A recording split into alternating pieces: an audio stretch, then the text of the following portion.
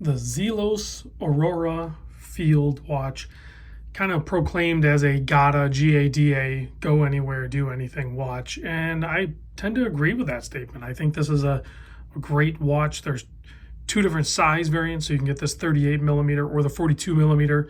So it's going to pretty much work for anybody. There's multiple dial color variations you can get for it. They sell out quickly. Even at the time of making this video, it's post-launch. So like this particular model, the Meteorite dial, has been sold out, but there's still a few different colorways available at less money. So if this watch interests you, I suggest you just go that route. I think those are just as good, if not better, in some aspects, depending on your preferences. So big thanks to Elshin and the crew at Zelos for sending this over, as well as just making some great watches at crazy good prices.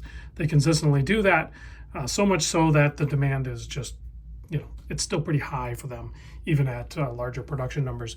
Let's get into this guy here. Of course, I did spec out the 38 millimeter variant. The prior Aurora I had was in a 42, so I wanted to cover all the bases. I do measure the case on this one, however, at 38.5 millimeter, still close. The lug to lug is fairly short at 45.1.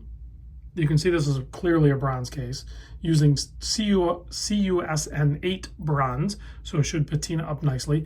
The thickness is only 12.3 millimeter flat sapphire crystal. The lug opening is 20 millimeter, and bracelet, yeah, comes with a bronze bracelet. I'll throw it on here for later in the video.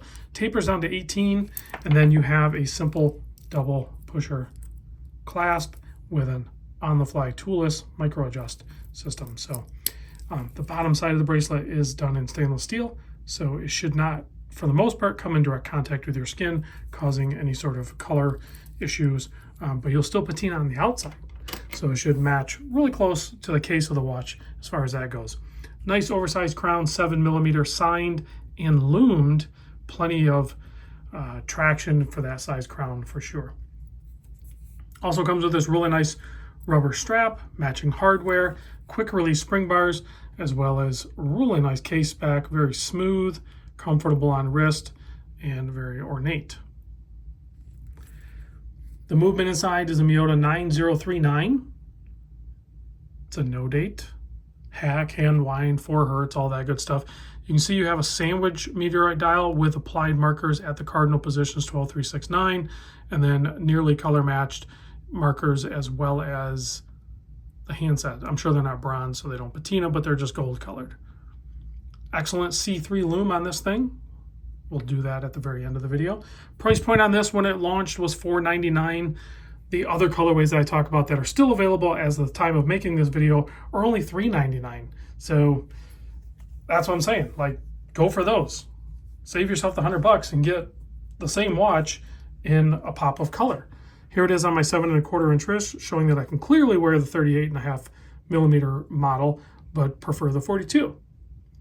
And then I will show you on bracelet. Do keep in mind that this is a prototype bracelet just to show the color and everything like that. The actual model, when you get it, will be a fitted end link. So Elshin told me about that when he sent it over. This was prototype, and that's often the case for when watch models end up in the hands of watch YouTube channels such as mine. They're not always the 100% final product, but really close. I just discovered something. Okay, so there it is on wrist with the bracelet. Again, it would have a fitted end link on this.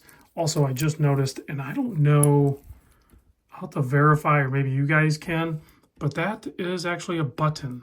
So I don't know if he did that in the final production. So that is the button to do that. If that made its way to the final production clasp, that's epically cool. And darn near almost worth buying one of these for that feature alone. Because it's not, it's first world problems to have to like take it off and push there. But you could literally do that on wrist. You could push this button on wrist and adjust potentially. Definitely going outward. So that's... that is slick. Hopefully that made it to the production model. If you know or whatever, chime in down below.